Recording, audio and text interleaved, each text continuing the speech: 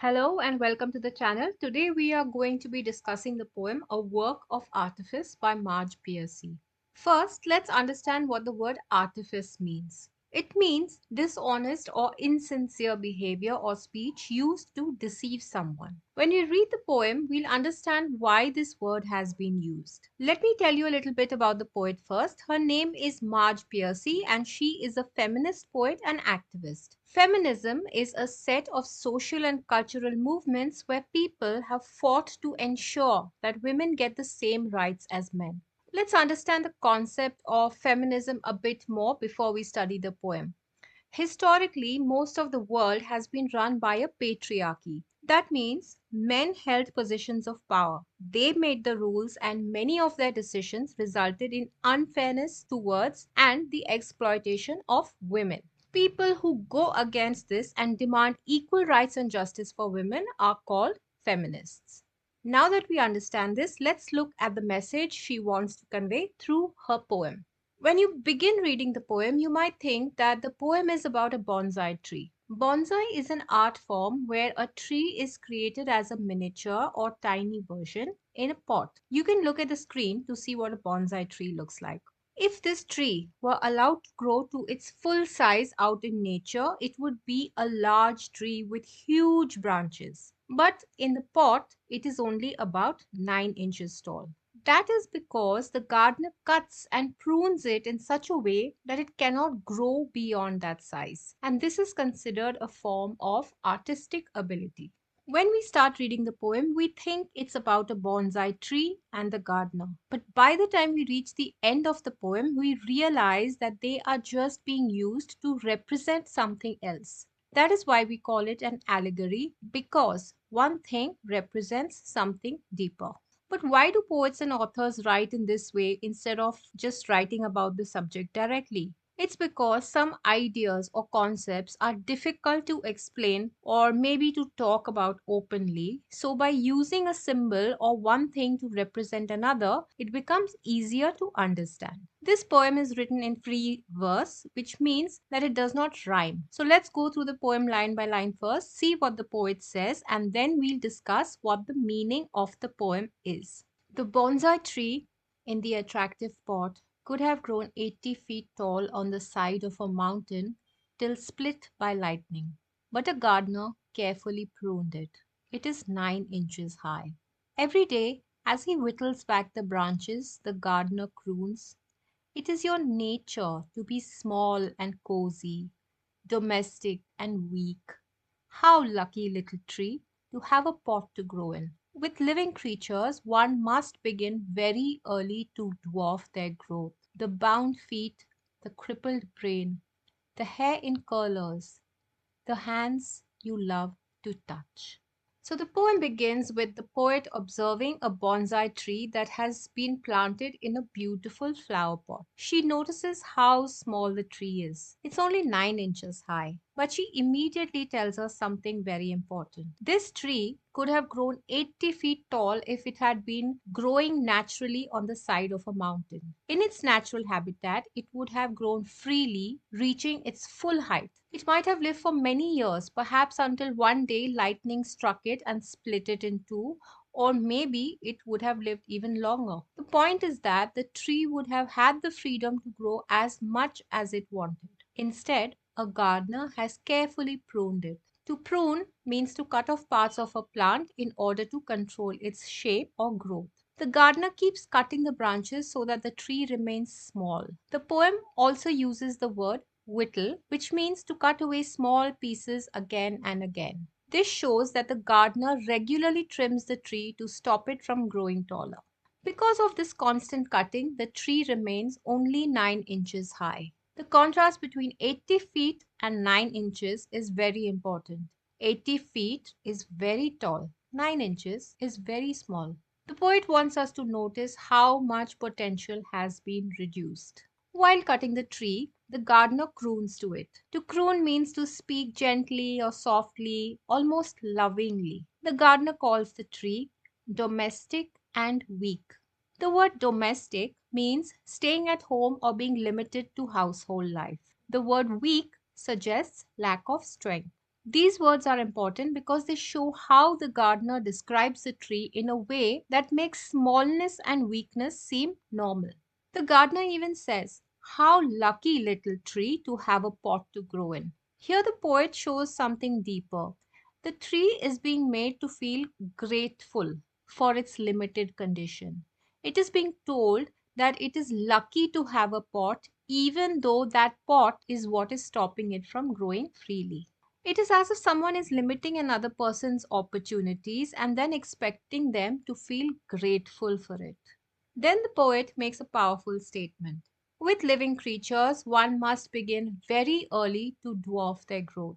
To dwarf means to stop something from growing fully. The poet is saying that if you want to limit someone's potential, you must start doing it early in their life.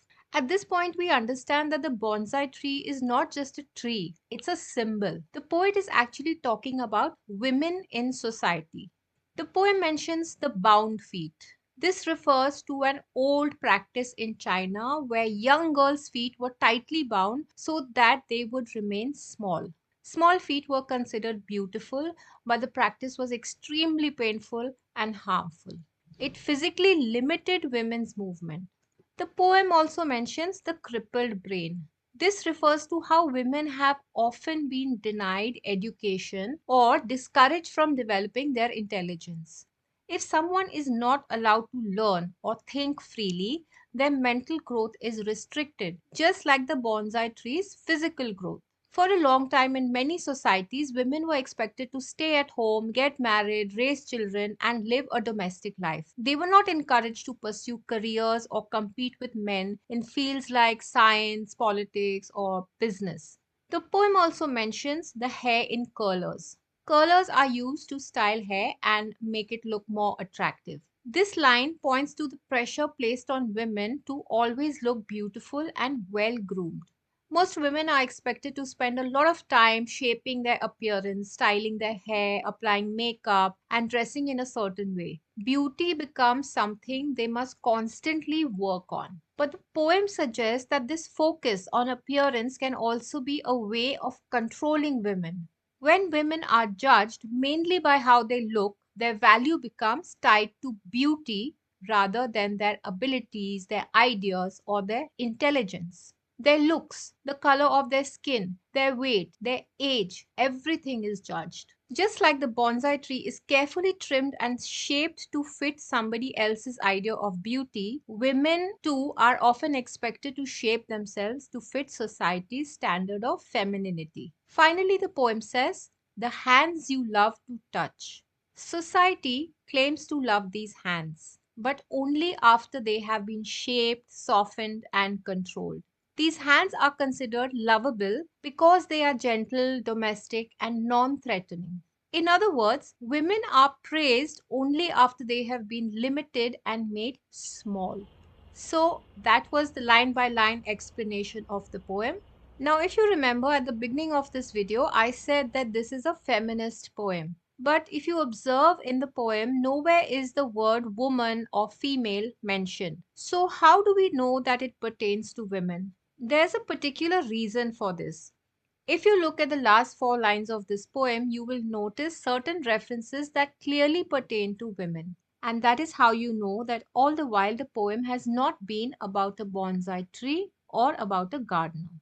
The poet has used the term living creatures. Think of what we do with pets and domesticated animals. I'm not saying that people who keep pets are cruel because I have pets too and I love them like they're my own kids. But this is just to help us understand the idea of control better.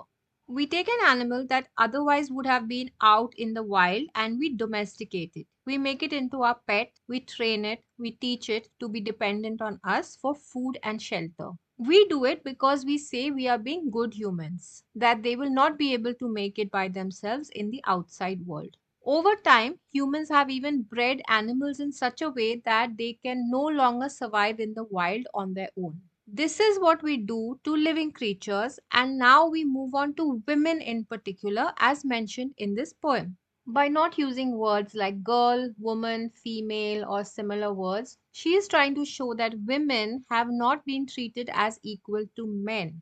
They have been treated like any other living creature, like trees, like pets, not human beings with equal rights. So that's an important thing to note. A tree, if it were to grow out in nature, would grow perhaps to 80 feet tall. But then it would be exposed to the elements of nature, to rain, harsh sunlight, landslides, extremely hot weather, wind, dust, all of those things. It would be at the mercy of nature and one day perhaps be split in two by lightning. So that is the price it has to pay for being able to grow to its maximum potential in nature. On the other hand, if it is kept safe from all these harms, then it has to pay another kind of price, which is that it will be protected, it will be kept safe, it will be pruned, watered every day, given fertilizer, sunlight, and all of that, but its growth will be stunted. It will never know that it is capable of being an 80-foot tall tree. It will grow to 9 inches, remain in one small pot, and learn to be happy. And every day the gardener will tell it, you know, you are so lucky. You should be so grateful that I'm here to take care of you. I'm giving you everything that you need. I'm keeping you safe. You never have to worry about anything.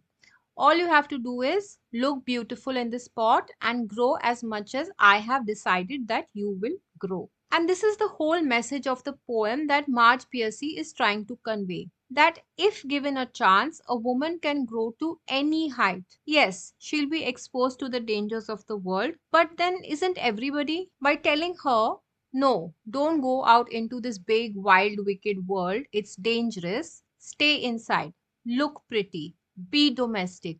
Don't put yourself in harm's way. We will take care of you. Just do what we tell you and just live according to our rules. As a result, she never knows how far she can grow or what she can achieve. She can never achieve her full potential. She just has to remain like a small bonsai plant in a small pot, which is her home. The person she's looking up to as her protector, her savior, her carer, is the person who is keeping her small and helpless and obedient. That is what the word artifice in the title truly stands for, an artificial limitation disguised as care.